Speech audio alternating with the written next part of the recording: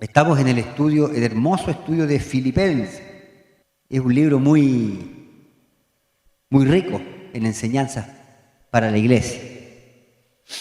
Así que vamos a ir de inmediato a nuestro estudio. Filipenses capítulo 3. Ya pasamos el capítulo 1, donde Pablo exhorta a la iglesia, ¿no es cierto? Y cómo es el sentir, cuáles son los problemas que se dan dentro de la iglesia. Y después les insta en el capítulo 2 a seguir el ejemplo de Jesucristo. Después les habla de que debemos ser luminares en el mundo. Y después le da el ejemplo, ¿no es cierto?, que él pone de Timoteo y de Epafrodito, que ya vimos la semana pasada. Ahora vamos al capítulo 3 y le damos lectura en el nombre del Padre, del Hijo y del Espíritu Santo. Creo que vamos a leer del 1 al 3 por el momento. Puede que avancemos un poco más, pero dice así, en el nombre del Señor: por lo demás, hermanos, gozaos en el Señor. A mí no me es molesto el escribiros las mismas cosas, y para vosotros es seguro. Guardaos de los perros, guardaos de los malos obreros, guardaos de los mutiladores del cuerpo. Porque nosotros somos la circuncisión, los que en espíritu servimos a Dios y nos gloriamos en Cristo Jesús, no teniendo confianza en la carne. Amén. Padre, al empezar, Señor, ya a tratar de exhortar estos cortos versos de la epístola de Pablo, Señor, a los filipenses, pido que tu Espíritu Santo nos guíe. Nos ponemos bajo tu guianza, Dios Espíritu Santo, para recibir la inspiración correcta, para que la enseñanza llegue al corazón y no solo llegue, Señor, como aprendizaje, sino que impacte en nuestros corazones, instándonos a un cambio si hay algo que cambiarse. Porque tú eres bueno y eres compasivo, como veíamos en el mensaje del domingo, Señor, y te apiadas de aquellos que vienen buscando, Señor, en ti saciar tus necesidades. Bendice a los que escuchan a través de Radio Portavoz en este momento.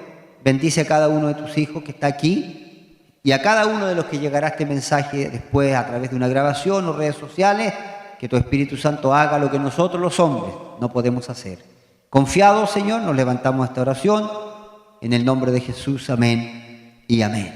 Pueden tomar sus asientos. La epístola a los filipenses.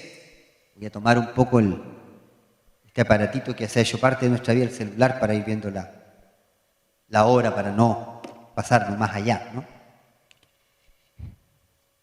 Pablo ya ha hablado suficiente con los filipenses de, ¿no es cierto?, sus sufrimientos, pero después les insta que en medio de todo esto ellos estén atentos. En el capítulo 1, ustedes lo pudieron ver. Pablo en el capítulo 1 también, estoy haciendo un repaso muy rápido, habla, ¿no es cierto?, de aquellos que predican por contienda, otros que se gozaban con sus sufrimientos, ¿no? Entonces, después, tal vez para que los filipenses entendieran el contexto en lo que Pablo decía, él habla de la humillación y exaltación de Cristo. Si hay alguien que lo perdió, o no digo lo perdió porque él no perdió nada, sino que lo dejó todo, fue Jesucristo. Nosotros no hemos perdido nada por Cristo. Todo lo contrario, hemos ganado con Jesucristo. Pero Jesucristo dejó su gloria, dejó su trono y vino para salvarnos a nosotros los seres humanos, que estábamos sumidos en nuestras miserias, en nuestros errores y en nuestros pecados, y que no podíamos liberarnos de la carga del pecado nosotros solos. Y Él viene a hacer la obra de la redención, hermanos, en la cruz del Calvario, con un amor que solo se puede describir como la Biblia lo dice: con amor eterno te he amado. O sea, ya en la eternidad el Señor mostró su amor para con nosotros y quiso salvarnos. Después nos habla, ¿no es cierto?, de que todos debemos hacerlo sin murmuraciones, ser irreprensibles. Después habla de Timoteo y Epafrodito como ejemplos también, porque seguimos el ejemplo máximo que es el de Jesucristo. Pero qué importante es ver los ejemplos que hay en la iglesia, en toda iglesia hay gente que marca con su ejemplo. No son la mayoría, debiéramos, ¿no es cierto?, la mayoría tener un ejemplo que el demás quieran imitar. No son la mayoría, pero siempre hay, en cada iglesia. Pablo destaca a Timoteo, a Epafrodito, habían otros. El mismo apóstol Lucas, que acompañó y escribió, ayudó a escribir también a Pablo. Era un hombre digno de imitar, ¿no? Ahora, después de haberle dicho todas estas cosas,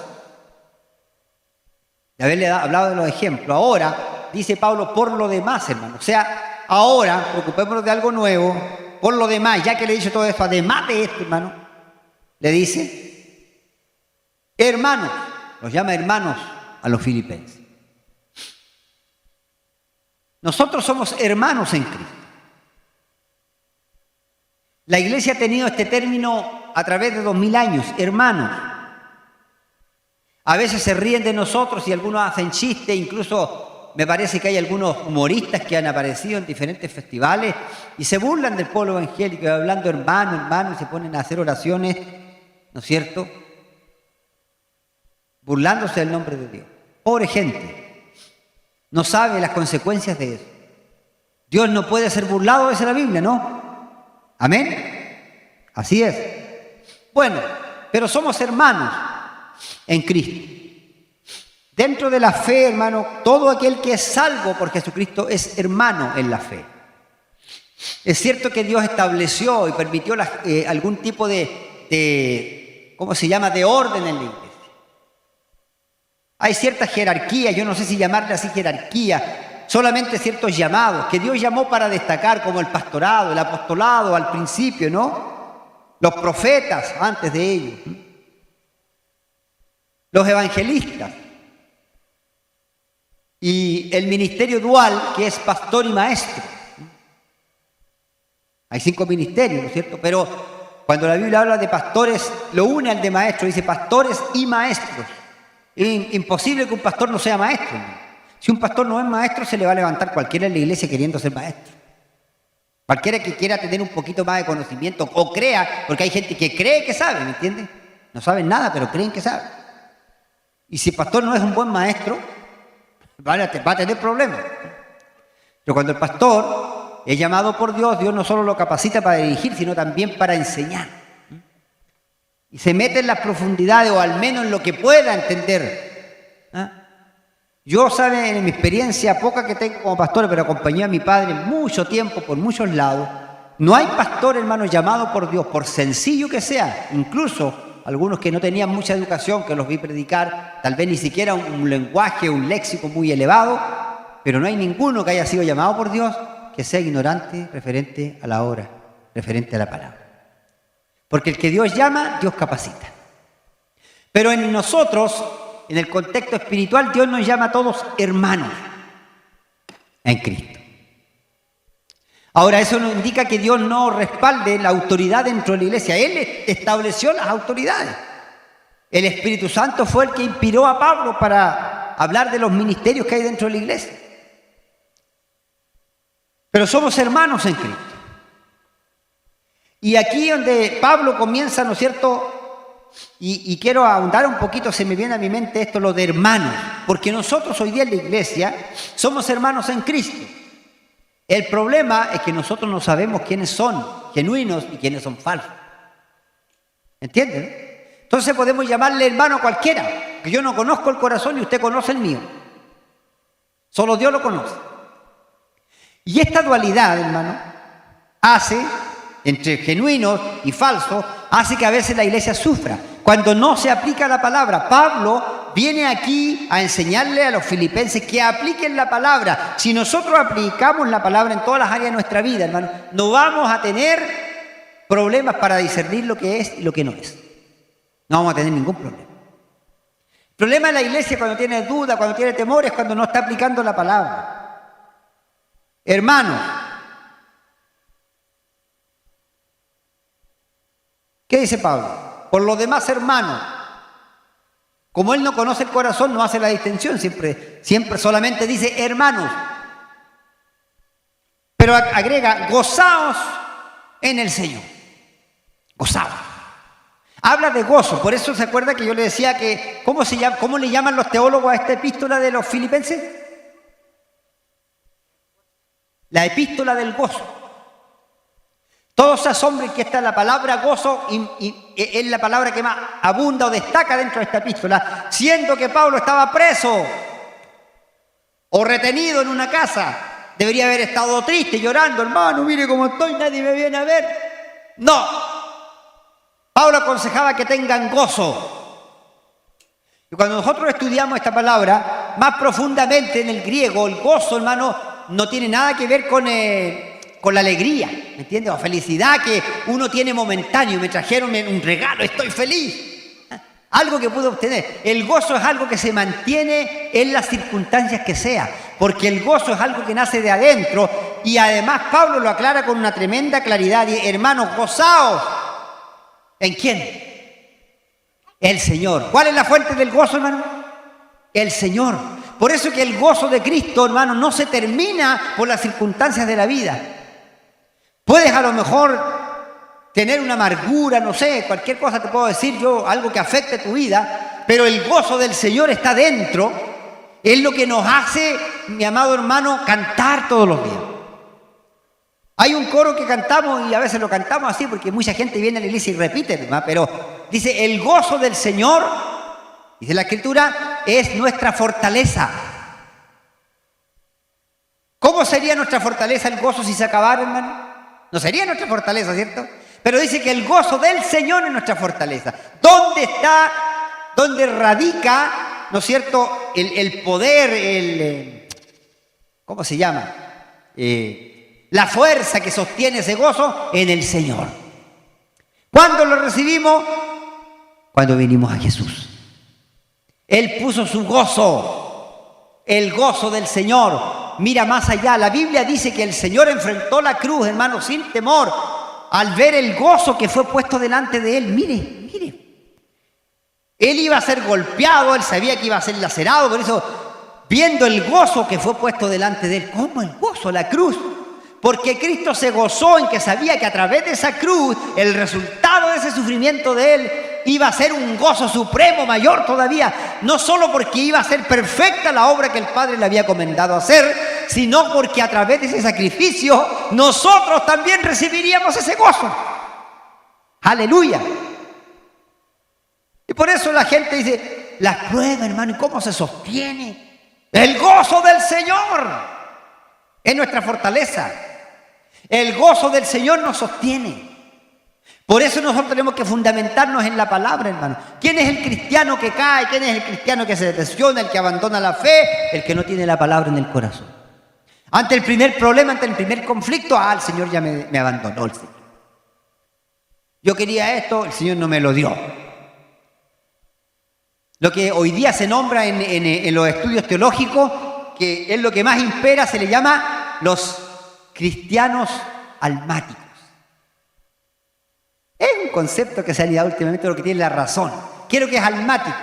En el alma está el centro de las emociones, o sea, viven de emociones. Vengo al culto con una cara así, llena de problemas, y me voy con la misma cara. ¿Me entiendes, no? Porque el Señor no estuvo hoy día en la reunión. ¿Y por qué no estuvo? No, porque no hubo manifestación, no hubo danza, no hubo lengua. No, el Señor no estuvo. ¿Será así, hermano? El almático siempre que tiene que estar sintiendo algo, se basa en emociones. Parece que el Señor no estuviera, les pareciera. El otro culto viene, pasan 2, 3 cultos, pareciera que el Señor no se manifestara. ¿Qué estará pasando? Y viene un otro domingo, un cuarto culto, y el Señor se manifiesta, y los hermanos son tocados, y la gloria de Dios desciende, y se va contento y dice, en realidad el Señor está en la iglesia. ¿Se da cuenta, no? El almático tiene que estar experimentando cosas. Pero el gozo del Señor no viene, hermano, por andar todos los días experimentando cosas. El gozo del Señor viene por nuestra salvación. Usted es salvo. No hay nada que le dé más gozo que eso.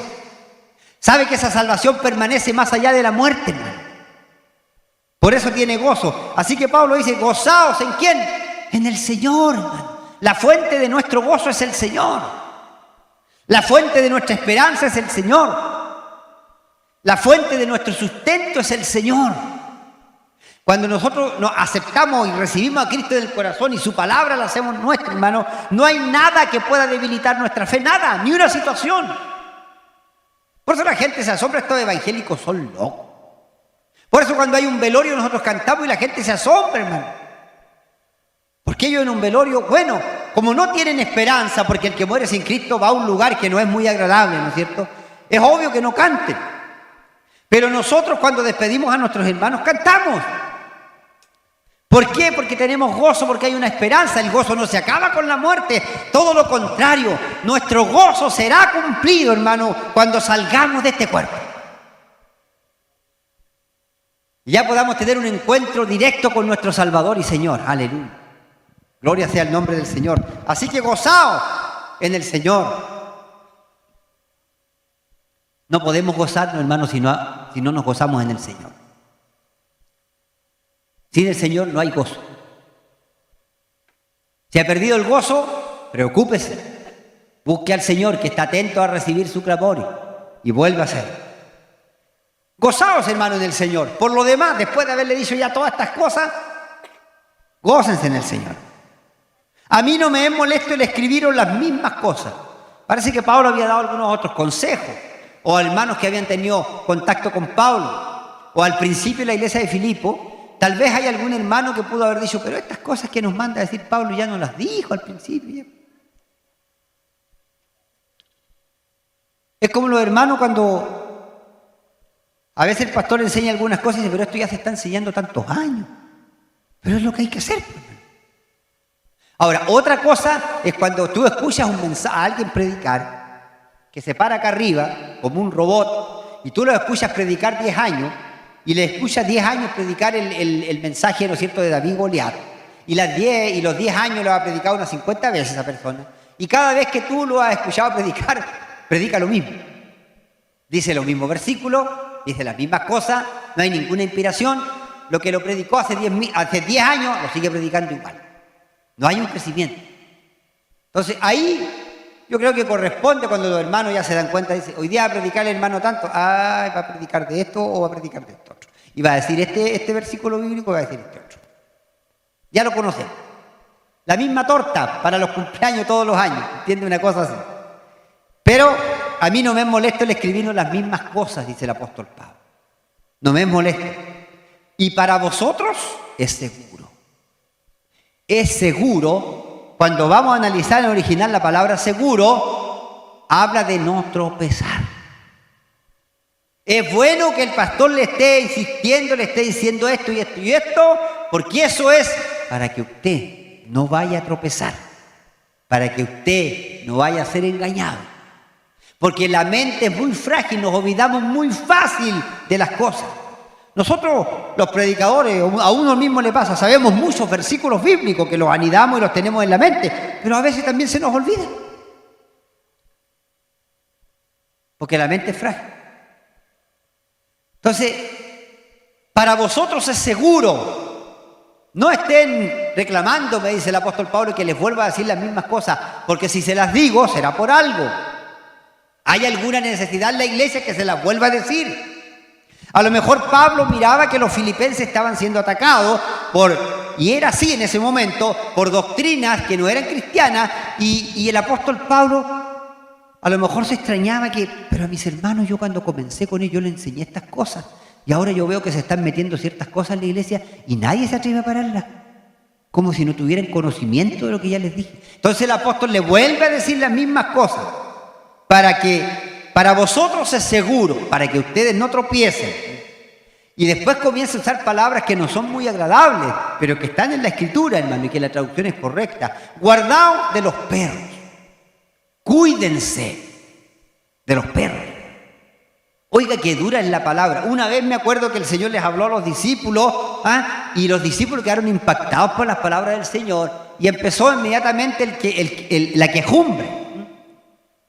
Y le dijeron, dura es tu palabra, Señor.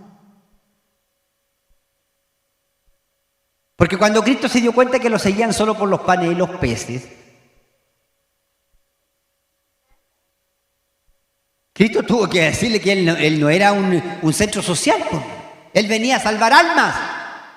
Por eso cuando la iglesia empieza a perder el sentido, no es malo ayudar. Nosotros ayudamos a nuestra gente y aquí nuestros hermanos, como dice la Biblia, las viudas, los huérfanos, siempre nos hemos preocupado de gente que tiene necesidad. Y la Biblia nos ordena eso mayormente a los de la familia de la fe. Nunca lo hemos dejado. En la pandemia no abandonamos a nadie. Hicimos muchas ayudas. Lo único que nosotros no vamos a la municipalidad, no vamos aquí en el diario, saquen una foto, la gente le gusta y que tomen las cajitas aquí. La iglesia tanto, entregando ayuda social para llevar.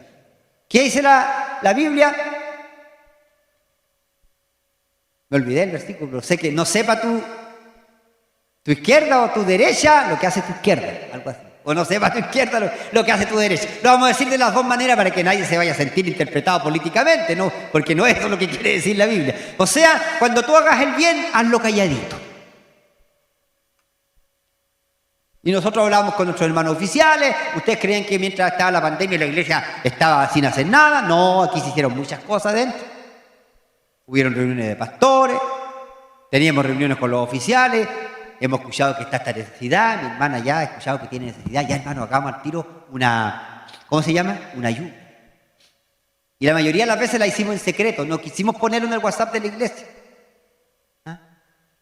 Porque como a veces no toda la gente es muy, digamos, reservada, empiezan a salir en los WhatsApp cosas que no deben salir. Nos faltaría el que preguntaría, ¿y quién es la hermana que está pasando hambre? ¿Ah? Y eso es una vergüenza para el hermano que está necesitado. Nadie tenía que saberlo. Lo que teníamos que hacer es ayudarle, no andar preguntando quién era. Así que hacíamos la cajita, comprábamos la harinita, juntábamos con los oficiales y le decía, hermanos oficiales, vayan a dejarle la cajita porque la hermana lo está pasando mal. Lleven la harinita, le llamo. Eso se hizo en la pandemia. Porque así tiene que hacerse, hermano. Esa es la forma como hay que hacerlo. Pero la Biblia dice, guardaos de los perros. Feo.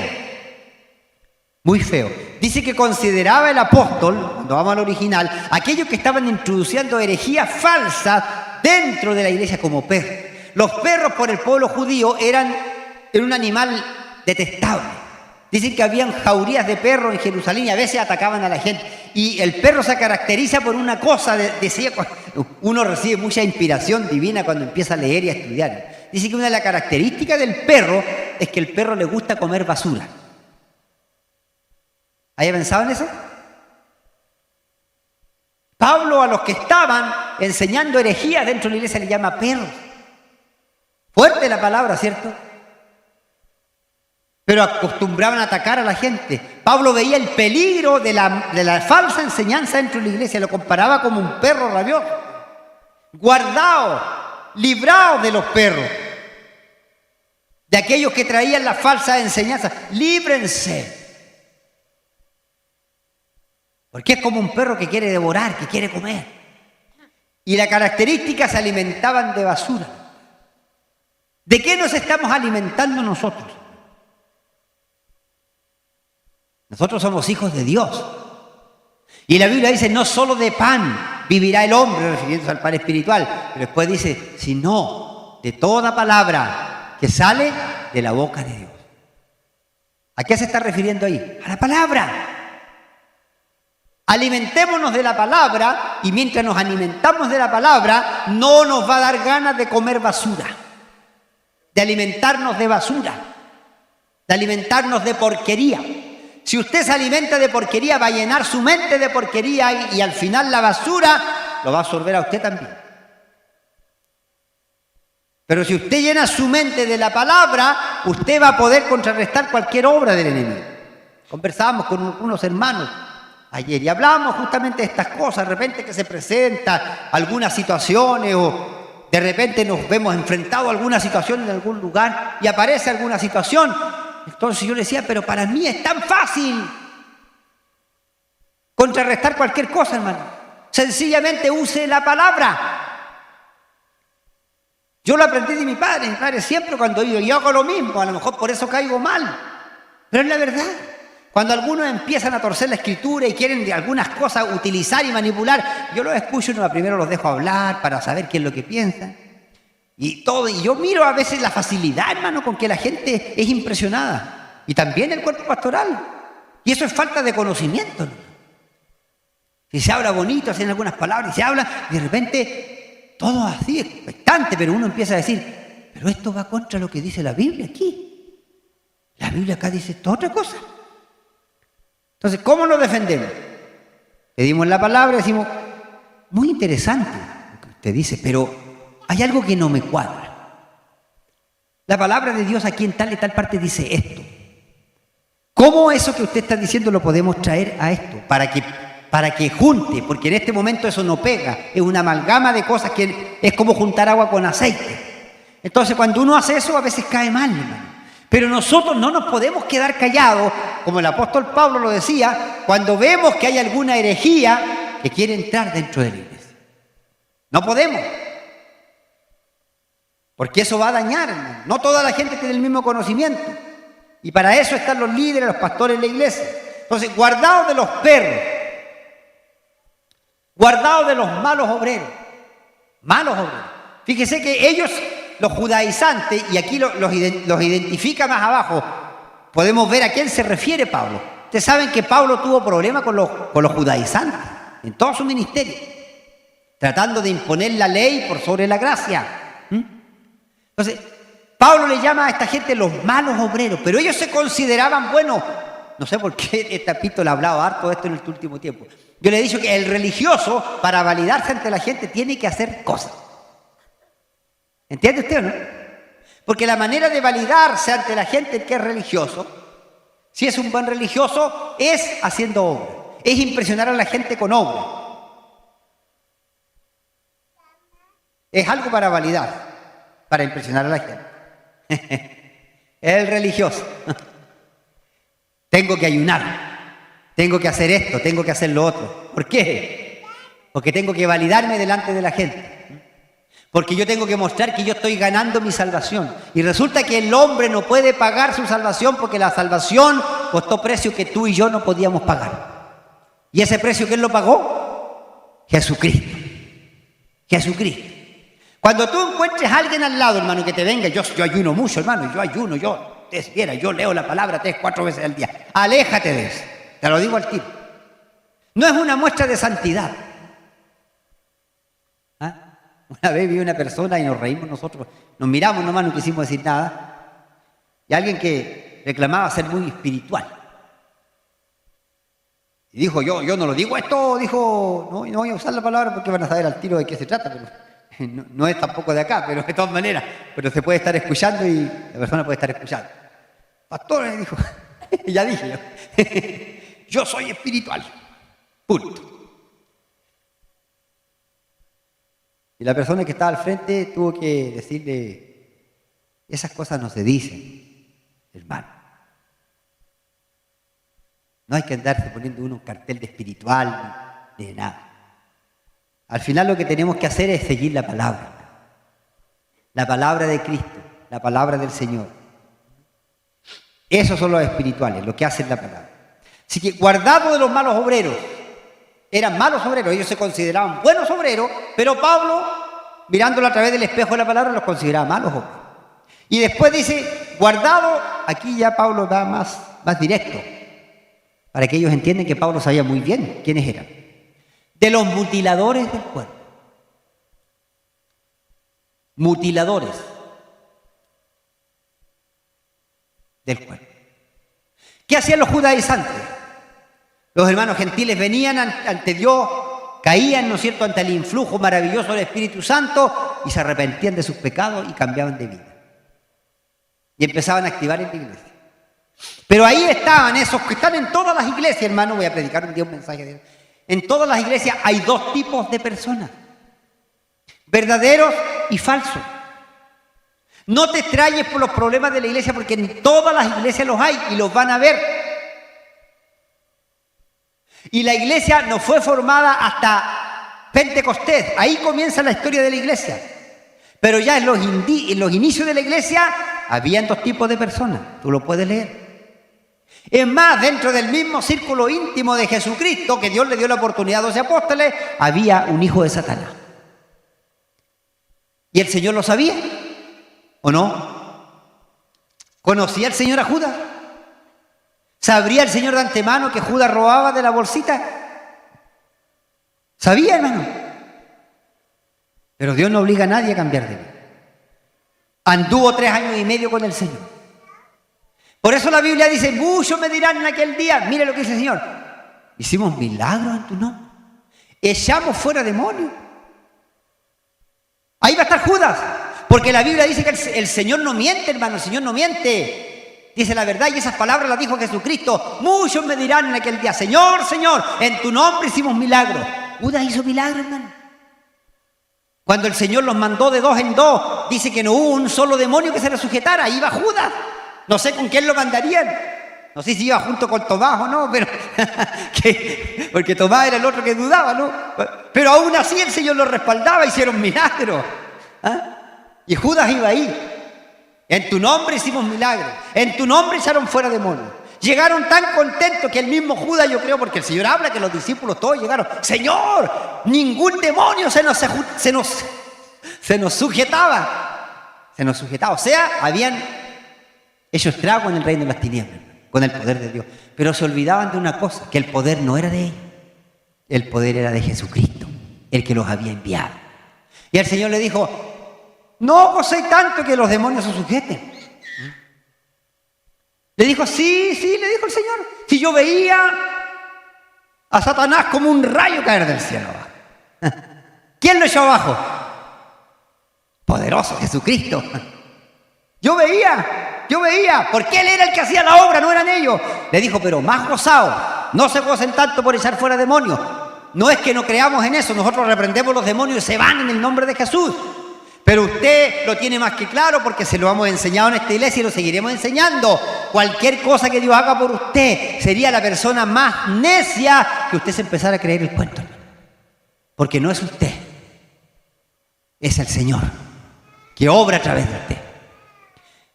Si no gozaos, le dijo el Señor, que vuestros nombres estén inscritos en el libro de los cielos. Y Judas se gozó porque echaba fuera demonios, pero su nombre no estaba inscrito. Qué triste, ¿no? Estaba dentro de los 12, pero no estaba inscrito. ¿Por qué? Y el Señor dice, ¿por qué? Muchos me dirán en aquel día. ¿Y por qué? El Señor le dirá, apartaos de mí, hacedores de maldad. ¿Sabían la Biblia? Sí la sabían, pero eran hacedores de maldad. ¿Se entiende que la Biblia es más, cuando se da la profundidad, se entiende de una manera diferente, hermano, más profunda? Yo un día estaba orando aquí y el Señor trajo a mi mente una profecía que el Señor dio hace unos 4 años y el Señor usaba la palabra perverso. Yo me recuerdo y lo comenté con algunos de mis hermanos, estuvimos conversando. Perverso, hay aquí, decía el Señor. Y nadie quería oír esas profecías, decían, no, eso no es de Dios, perverso. Yo quito perverso, decía el Señor. Nosotros decíamos, ¿quién te refiere? ¿Quién habrá aquí que es perverso? Porque nosotros asociamos la palabra perversión a otra cosa, ¿me entienden? ¿No? Pero después de ese día, como yo me acordé de eso, estaba orando aquí y me fui a la casa y dije, nunca he averiguado en el diccionario qué significa la palabra perverso.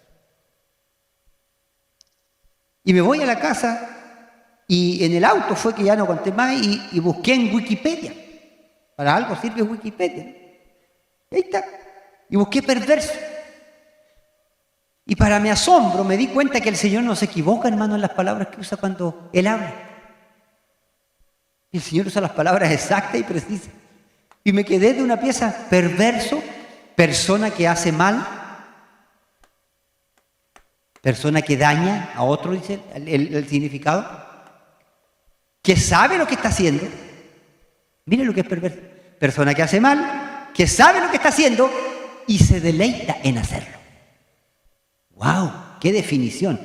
Mírese la definición que tiene la RAE, ¿ah? la Academia Española de lo que es perverso. Entonces el Señor no se equivoca cuando habla. Por eso dice, no te preocupes tanto de hacer milagros, no es que el Señor no los quiera hacer, no te preocupes tanto de hacer esto en la iglesia, preocúpate de que tu nombre esté escrito en el libro de la vida. Que no vayas a llegar al término de tus días y te vas a dar cuenta que viniste al templo, cantaste alabanza, adoraste, pero nunca rendiste tu vida a Jesús.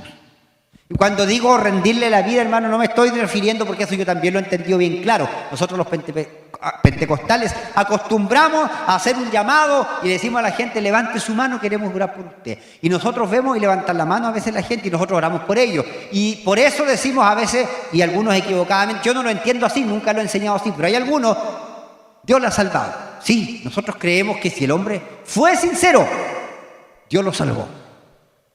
Si no es sincero, y eso lo sabe Dios, nomás, y como yo no lo sé, levantó su mano, la bajó y se va a ir tal como vino. Porque la salvación no se tiene por levantar una mano. La salvación se tiene por aceptar a Cristo en el corazón y vivir la palabra. Entonces Pablo le dice, guardaos de los perros, de los malos obreros y de los mutiladores del cuerpo. ¿Qué dice la palabra? Mutiladores del cuerpo. ¿Por qué? Esos que enseñaban falsas doctrinas estaban dentro de la iglesia, estaban enquistados, estaban en los cultos. Imagínense los cultos de avivamiento del primer siglo, hermano. ¿Cómo serían? ¿Cómo se lo imagina usted, un culto de avivamiento? Usted se lo imagina así como nosotros hemos conocido, pero a lo mejor nunca fueron así, pues. Nosotros pensamos en danza, lengua y todos hablando lengua y nadie entendía nada. Pero resulta que el apóstol Pablo ordena eso en los Corintios. Le dice, no, si el que habla lengua no tiene interpretación en la iglesia, ¿qué dice? Calla a la congregación. ¿Me entiende? Porque si no se forman un desorden y al final se pierde el centro de Jesucristo en el culto y como el ser humano es muy dado a adorar, empezamos a escuchar, ¡ay, qué lindo como Dios usa al hermano! ¡Oh, pero este habla más bonito, este idioma sí que es bonito! Y al final andamos escuchando y el Señor queda en segundo plano. Nosotros queremos escuchar a Jesucristo, solo a Jesucristo. Por eso dice el apóstol Pablo, si no tiene interpretación, calla la congregación. Y si Dios le da interpretación, pide la palabra, porque los cultos no eran como nosotros. No eran iglesias así. Se sentaban alrededor en una casa, hacían unas corridas de fila y el apóstol enseñaba y los demás escuchaban. Así era la iglesia primitiva. En el aposento alto habían como 120 personas reunidas. No tenían las comodidades de nosotros aquí, una buena sillita. Todos, me imagino, sentados en el piso. No sé cómo lo harían los orientales con sus piernas cruzadas, no sé, pero todos ahí, las mujeres a un lado, los hombres a otro. Así. Y escuchaban la palabra, hermano, el centro del culto de la iglesia primitiva, más que las manifestaciones, eran la palabra. Por eso la iglesia pudo resistir la persecución del primer siglo. Si no hubiesen tenido palabra, no hubiesen resistido. Pero ¿por qué creen que los que quemaban en la hoguera, los que morían siendo devorados por la fiera, se iban levantando sus manos y glorificando a Dios?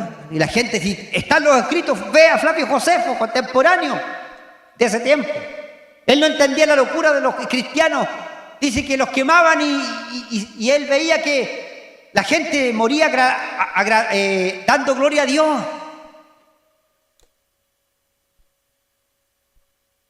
¿Cómo puedes entender eso? El Espíritu Santo obraba ahí, porque su esperanza la tenían puesta en Jesucristo. Aleluya. Cuidado de los mutiladores del cuerpo. Esta gente estaba en la iglesia y estaban los hermanitos nuevos, llegaban con todo el ánimo, estaban recibiendo la instrucción, ¿no es cierto?, del apóstol Pablo, o de Timoteo, o de Epafras, ¿no es cierto?, o de Lucas, o de Tito, que eran personajes prominentes dentro de la iglesia primitiva. Y como esta gente es así, cuando está el líder, ellos no hablan. ¿Me entiendes? Porque saben que no pueden. Entonces van, asisten, pero cuando Pablo se iba, empezaban a decirle a la gente, no, sí, lo que dice Pablo es verdad, pero la ley, tienes que circuncidarte. Porque nosotros los judíos nos circuncidamos al octavo día. Tú no puedes ser salvo si no te circuncidas. Por eso le dicen mutiladores del cuerpo.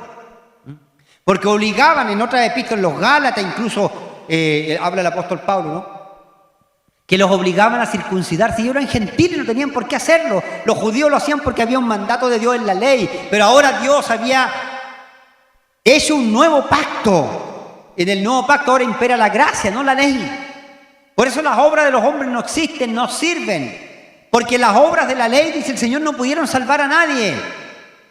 Y yo te aseguro, hermano, que si el Señor hubiese exigido obras para que seamos salvos, nosotros tampoco hubiésemos podido cumplir. Porque la ley no fracasó, fueron los hombres que fracasaron frente a la ley. Porque la ley decía no robarás y el hombre no se podía contener. Veía un lingote de oro y se lo echaba al bolsillo, ¿no? Porque está inserto en el ser humano. No codiciarás y el hombre codiciaba, ¿entiendes? No matarás y el hombre mataba. Porque está dentro del corazón humano, la maldad. Entonces Dios hace un nuevo pacto y dice, yo soy el que voy a cambiar el corazón, no la ley. Porque el hombre no pudo con la ley. Hermano, otro ejemplo le doy que no podía la ley hacer nada. Los mismos fariseos que eran los que enseñaban la ley, incumplían la ley. ¿Cómo? Tramaban para matar a Jesús. ¿Puede entender eso, no? Ellos eran los santos, pero tramaban para matar a Jesús. Mire, ve. Eran los que más guardaban la ley, los que la enseñaban al pueblo. Dios tenga compasión. Entonces, por eso dicen mutiladores del cuerpo. ¿Por qué? Porque la circuncisión, hermano, es una operación que se le hace en el aparato genital masculino al hombre, ¿no? Yo no voy a dar mayores aquí por un asunto de pudor, pero ustedes son toda gente adulta, puede buscar hasta en internet, Wikipedia, la operación que le hacen una circuncisión. Usted va a ver cómo se hace. Pero es en el miembro genital masculino, para que lo tengan bien claro. Porque a veces también por pudor se confunde la gente. Yo me acuerdo que a veces antiguamente nosotros no teníamos idea en la iglesia que era la circuncisión y se nos decía que era una marca en la carne. ¿Pero por qué? Por pudor, ¿me entiende?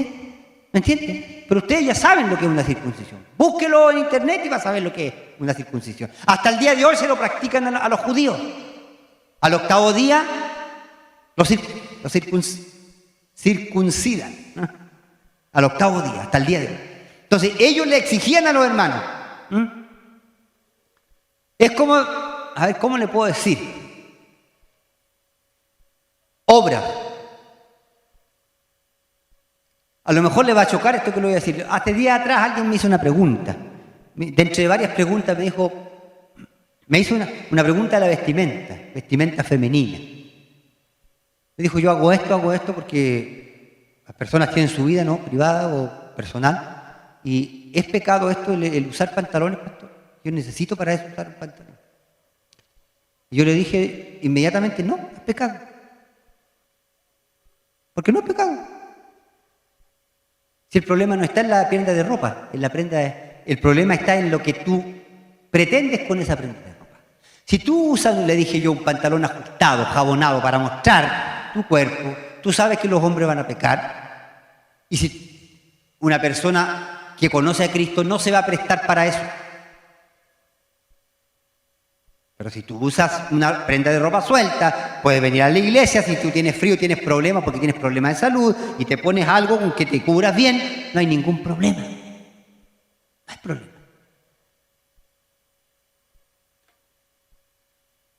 Entonces después viene el legalismo. Puede venir una persona y decirle, ay, equivocada, hermano, eso que te está enseñando el pastor no es verdad. Tú tienes que usar una falda hasta acá abajo, hasta el tobillo. ¿Me entiendes? Porque eso es la ley. ¿Me entiendes, no? Pero eso no te hace santo. Hay personas que usan faldas hasta los tobillos, pero la lengua la tienen también hasta abajo, hasta el tobillo. Y nunca se la han metido para adentro. Y se van a ir al infierno si no se arrepienten porque no consideran que eso es pecado. ¿Me entiendes, no? Y siempre cuando nosotros andamos mirando que el otro está mal, este está pecando aquí, este está pecando, mire cómo es porque nosotros nos sentimos superiores, nos transformamos en legalistas. ¿Ah? ¿Sí o no? ¿Es así? A mí no me tiembla la mano para predicar estas cosas, hermano. Hace mucho tiempo que salimos de la ignorancia. Mi padre también lo entendió hace mucho tiempo. Lo costó. Al principio tuvimos largas conversaciones de esto. Porque nosotros como pentecostales tenemos que reconocerlo. Al principio nosotros condenamos a medio mundo. Todos iban al infierno. ¿Y quiénes somos nosotros si nosotros no podemos echar a nadie al infierno? ¿Quién eres tú que juzgas criado ajeno, dice el Señor? Es el Señor el que conoce el corazón, pues. Así que Esto es el legalismo. Entonces ellos querían obligar a hacer rituales que ellos hacían para hacerlos como ellos. ¿Ah? Oye, hermano, yo ayuno 5 veces en la semana, tú tienes que ayunar. ¿Pero para qué lo hace? ¿Quiere tener comunión con Dios o porque quiere decirle al hermano, yo ayuno 5 días a la semana? Si lo hace por eso no sirve de nada. Si se lo anda contando a otros no sirve de nada. Ayune porque es su necesidad, porque quiere tener comunión con Dios y hágalo solito. ¿Qué dice el Señor? Que cuando oremos, ¿cómo debemos hacerlo? Entra en tu cuarto y ahí en lo secreto, ora a tu Dios que ve en lo secreto. Y ese Dios que ve en lo secreto te recompensará en público. ¿Dice así el Señor? En lo secreto. Legalismo no. Guardado de los mutiladores del cuerpo. Ah, si tú no haces esto, tú no eres salvo. No es así. Entonces, la gente que hace eso y que hace esto es porque quieren mostrarse como más santos. Pero a veces el ejemplo que muestran no es santidad, por más que se quieran mostrar como santos. Ahora, porque aquí Pablo lo aclara y dice, porque nosotros somos la circuncisión. Ahora ya especifica cuál era el problema de los mutiladores del cuerpo. Le exigía la circuncisión. Y él dice, ahora, no se preocupen, porque nosotros somos la circuncisión. No una operación que se hace en el aparato genital masculino. La circuncisión somos nosotros. Por eso el Señor en una parte de la Escritura dice, circuncidad el prepucio de vuestro corazón. Eso es lo que Dios quiere, que se circuncide lo malo, lo hediondo, lo feo del corazón. Lo demás es bueno. Porque nosotros somos la circuncisión. ¿Y cómo mostramos que somos circuncisión? Porque Dios hace un cambio en nuestra vida. ¿Sí o no? ¿Lo ha hecho el Señor con usted, hermano? ¿Ha habido un cambio en su vida? Usted sabe lo que Dios hizo con usted. Porque nosotros somos la circuncisión. ¿Quiénes? Los que en espíritu servimos a Dios. En espíritu. El Señor dice que llegará el momento que el Señor solo aceptará a los verdaderos adoradores. ¿Y cuáles son esos? Los que adoran al Señor en espíritu y en verdad. Adoradores. Y mire, va unido, se me ocurrió en ese momento en mi mente este pasaje bíblico, pero dice, nosotros en espíritu servimos a Dios y nos gloriamos en Cristo Jesús. O sea, ¿quiénes son la verdadera circuncisión? Los que dice, los que en espíritu servimos a Dios. En espíritu servimos a Dios. En espíritu. ¿Entiende? Usted no se puede desconectar del Señor todo el día porque el Espíritu que está en usted, que entró en usted, el Espíritu Santo, lo mantiene conectado con el Señor. No solo cuando la manifestación del Señor viene sobre usted, aquellos que han recibido la tremenda bendición del bautismo en el Espíritu Santo con la evidencia de hablar en otras lenguas, que yo no denosto ni denigro, es una bendición que en esta iglesia lo tengamos y le pido al Señor que lo sigamos teniendo hasta que el Señor nos lleve hasta la gloria. Pero eso... no solo cuando dice nosotros los que adoramos en espíritu en verdad, no solo, hermano, cuando algunos que tienen, como le dije, esa bendición, viene el Espíritu sobre usted y lo hace hablar en lengua y adoran a Dios. No. Cuando no tenemos la visitación, seguimos en espíritu. Seguimos en espíritu.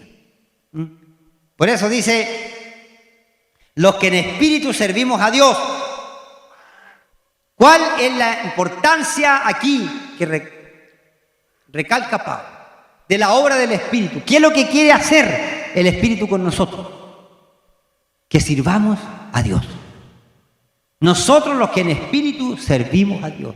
El que en espíritu sirve a Dios, todo lo hace para Dios.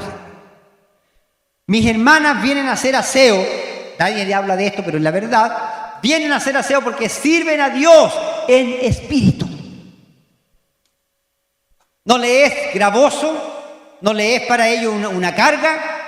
Mis hermanos, con los que estamos trabajando aquí, cuando empezamos este tremendo desafío, doy gloria a Dios porque nosotros realmente cuando nos tiramos este salto, no pensamos lo que estábamos haciendo. Nosotros creíamos que iba a ser algo más sencillo. Pero después se fue mostrando la envergadura de esto y ahora ya se está viendo la belleza de lo que va a ser. Y conversamos con nuestros hermanos que estamos trabajando y nos hemos sacado fotos estos días porque no sé si será un presagio, pero no hemos sacado fotos porque nunca hemos estado los 5. Siempre falta uno. Le queremos sacar una foto con el avance cuando ya estaba esto, primero, después los 2, después los 3 y siempre falta uno. Ayer pensábamos que íbamos a estar todos y faltó uno porque la gente tiene sus cosas que hacer. Ya no vamos a sacar la foto los 5. Los 5 que estamos trabajando. Pero ¿por qué los hermanos vienen a trabajar con gozo, con alegría, hermano? Comemos rapidito, tomamos la 11 y vamos a terminar. Y no pensábamos que íbamos a terminar y ya tenemos listo. Yo creo que esta semana, si Dios así lo quiere, como pues de acuerdo a nuestro timing de trabajo, vamos a tener listo toda esta parte que es lo que es la estructura arriba del cielo. Y empezamos con el foro. ¿Y eso va a ser más rápido? Bueno, si me llegan los focos, ¿no? Porque vamos a cambiar toda la iluminación igual. Entonces, estoy esperando los focos porque tengo que arreglar esa parte eléctrica y dejarlo bonito, que va a ir foco ahí, ahí, acá. Bonito, pero debería ser más rápido, mucho más rápido. ¿Pero por qué mis hermanos trabajan? Porque con espíritu sirven a Dios. Sirven al Señor. ¿Y qué es lo que busca el Espíritu en el servicio al Señor, hermano? ¿Dónde se ve? Nos gloriamos en Cristo Jesús. Toda obra espiritual en la iglesia, cual sea, va a buscar gloria para Cristo Jesús. El Espíritu Santo busca gloria para Cristo Jesús. ¿Me entienden, no? Toda la gloria que busca el Espíritu Santo es para Cristo Jesús. El Espíritu no se muestra porque quiere que la iglesia adore a Cristo Jesús. Cuando nos visita el Señor con su Espíritu Santo, lo que busca es que adoremos a Cristo Jesús. De repente estamos cantando una alabanza, un himno, que son mensajes, hermanos, verdaderos mensajes cantados solamente, y el Espíritu Santo viene sobre nosotros y al Señor nos quebranta y empezamos a adorar a Dios. Y parece que ese mismo himno que hemos cantado tantos años y que nunca habíamos pensado la profundidad de lo que significaba. ¿Ah? ¿Me entiendes? Que a veces cantamos ese himno bonito que dice, ¿cómo se llama? Maestros se encrespan las aguas. Qué lindo, ¿cierto? Con ritmo de vals, no, ya me olvidé, ya increíble que la música, hasta la música se me olvidó. De 3/4. ¿Ah? Maestros se encrespan las aguas en el tormentoso mar. Las ondas, las olas oirán tu voz. Sea la paz, sea la paz. Tremendo himno, ¿lo cantaba usted? Y lo cantamos y nos gozamos, levantamos la mano. Pero de repente usted empieza a pasar una pruebita donde las olas sí se levantan. Y usted va a cantar ese himno, pero lo va a cantar de otra manera. Porque es una vivencia. Las olas se levantan en el tormentoso mar. Parece que la embarcación va a fracasar, pero en medio de todo eso se escucha la voz del Señor. ¿Y qué pasa con el mar? Diciendo, sea la paz, sea la paz. ¿Ah? Los discípulos estaban en la barca, oh Señor, ya nos vamos a hundir. Y viene el Señor y se para y dice al mar, enmudece. Se hizo la paz. Se hizo grande bonanza, aleluya. Entonces tú, el Espíritu te lleva a adoración, te lleva a pensar. No vienes aquí a cumplir un ritual. Ah, qué corito, cantar en el corito que a mí me gustaba. No, vienes a adorar, vienes a exaltar a Dios por lo que Él ha hecho. Nos gloriamos en Cristo, hermano. Nos gloriamos en Cristo, hermano Jesús. Nos gloriamos en Cristo Jesús.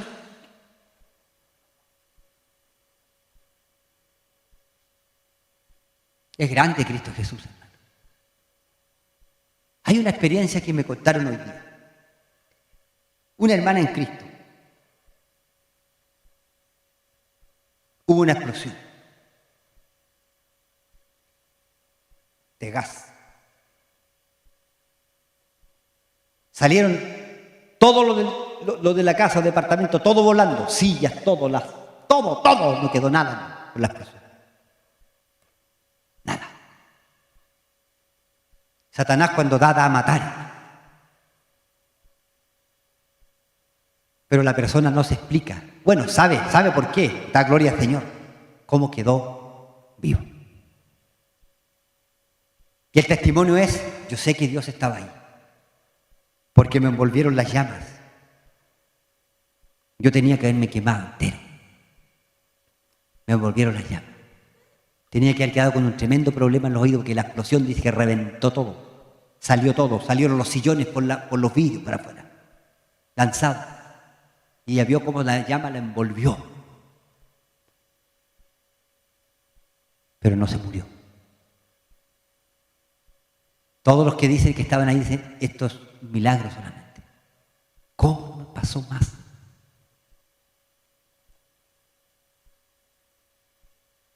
La gloria es para nuestro Dios. La gloria es para nuestro Dios. A veces creemos que estamos solos, no estamos solos. El ángel de Jehová acampa alrededor de los que le temen y los defiende. Aleluya. ¿Cuántas veces Satanás habrá querido hacerle daño? Ni usted siquiera se ha enterado y el Señor lo ha librado. Usted no tiene idea. Las ondas del mar, del demonio se levantan, los ejércitos satánicos se agrupan y parece que vienen contra la iglesia y parece que tienen la victoria. Ellos se muestran como, ¿no es cierto?, como el gigante frente a David. ¡Ah, el bravucón, Satanás! Voy a dar tus carnes, ¿no es cierto?, a los aves del cielo. Pero nosotros decimos como David, yo no tengo toda la armadura que tú tienes. No tengo nada de lo que tú tienes. Pero yo vengo en el nombre de Jehová de los ejércitos. Yo vengo en el nombre de Jehová de los ejércitos. Aleluya. Bendito el nombre del Señor. Es poderoso nuestro Dios. Aleluya. Nos gloriamos en Cristo Jesús, hermano. Nuestra victoria está en Cristo. Nuestra esperanza está en Cristo. Nuestra vida eterna está en Cristo. Nuestra glorificación está en Cristo. Aleluya. La vida eterna que tendremos con Él está en Jesucristo. Por eso nosotros, no teniendo confianza en la carne, yo no confío en la carne, o sea, cuando dice eso, yo no confío en los actos de mis obras. Yo no me voy a salvar por ser pastor. Yo no me voy a salvar porque estoy tocando, ¿no es cierto cuánto?, 30 años dirigiendo la alabanza en la iglesia. Y me encanta hacerlo, y una ofrenda para mi Señor. Me gozo en hacerlo, me gozo en predicar, hermano. Me gozo en anunciar la palabra, me gozo en estar en el templo, en orar. Esa es mi vida, ha sido toda mi vida. Y le digo, Señor, gracias, porque la gente que no viene al templo no entiende el privilegio que tienen de entrar a la casa de Dios. Por eso el salmista decía, él lo entendía, yo me alegré con los que me decían, a la casa de Jehová iremos. Mire, ve. Él no se alegraba cuando lo invitaban a una comidita, cuando lo invitaban a un día domingo, vamos al cumpleaños, a estar mejor, si total un día que no vaya a la iglesia. No, él decía, yo me alegré con los que me decían, a la casa de Jehová iremos. Y él le respondía, y yo igual iré, aleluya. Y cantamos ese coro, yo iré a la casa de Jehová, yo iré, aleluya. Gloria a Dios. Nos gloriamos en el Señor Jesucristo Jesús, no teniendo confianza en nuestras obras. Yo no me voy a salvar tampoco por ser hijo pastor. Usted no se va a salvar solo porque venga a sentarse aquí. Usted se va a salvar porque Cristo lo salvó. ¿Lo entiende? Cristo lo salvó. Usted es salvo porque Cristo está en usted. Vive en usted. El Espíritu Santo está en usted. Aleluya. ¿Cuánto se goza por lo que tiene? Yo me gozo por ser un hijo de Dios. ¿Se goza usted por ser un hijo de Dios? Demuéstrelo, hermano, adorando y exaltando al Señor sin vergüenza alguna. Es demasiado grande lo que Cristo ha hecho con nosotros. Bueno, hasta aquí llegamos hoy. Gracias al Señor.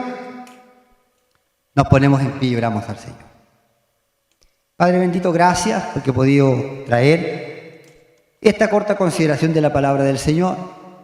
Sin duda, Señor, queda mucho por explicar y por avanzar en la profundidad de tu palabra. Pero tú nos conoces nuestras imperfecciones, Señor, no somos grandes teólogos ni esperamos tampoco serlo. Además, el poder está en tu palabra, no en nosotros los hombres. Así que, Señor, te alabo por este precioso momento que nos has dado y que hemos podido estar frente a tu palabra. Bendice a mis hermanos y a mis hermanas que han estado aquí. Fortalécelos, guárdalos, cuídalos a cada uno de ellos. Cerca sus vidas, Señor, por amor de tu nombre. Y bendice a los que han estado escuchando a través de la radio. En el nombre de Jesús. Amén y amén.